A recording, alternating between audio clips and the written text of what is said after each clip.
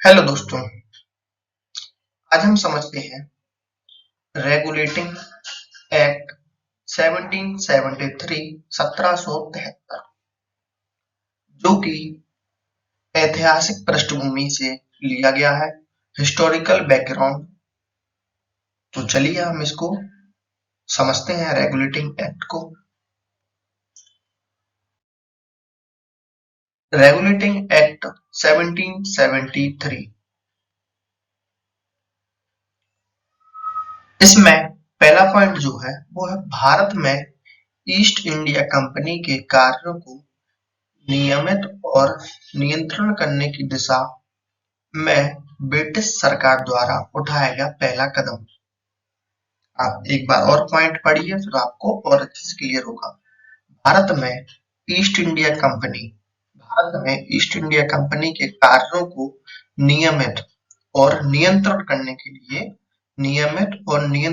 के लिए ब्रिटिश सरकार द्वारा उठाया गया पहला कदम था रेगुलेटिंग एक्ट 1773।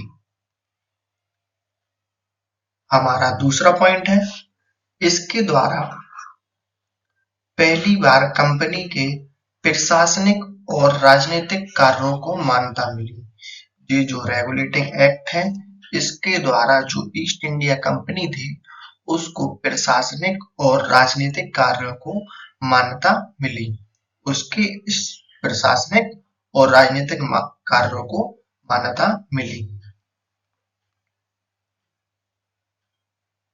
हमारा थर्ड पॉइंट है, इस अधिनियम के तहत कलकत्ता में 4 अंग्रेजी न्यायाधीशों का एक सर्वोच्च न्यायालय स्थापित किया गया। इसका मतलब है दोस्तों, इस अधिनियम रेगुलेटिंग एक्ट 1773 के तहत कलकत्ता में 4 जो अंग्रेजी न्यायाधीशों का एक सर्वोच्च न्यायालय स्थापित किया गया। यानी कि जो सर्वोच्च न्यायालय यानी सुप्रीम कोर्ट होता है, वो किसने स्थापित किया? रेगुलेटिंग एक्ट के द्वारा स्थापित किया गया, जिसमें 4 जो जज थे वो अंग्रेज हुआ करते थे। हमारा अगला पॉइंट और लास्ट पॉइंट है आज का, नंबर 4। इस अधिनियम के तहत कंपनी के कर्मचारियों को निजी व्यापार करने और भारतीय लोगों से उपहार व रिश्वत लेना प्रतिबंध कर दिया गया।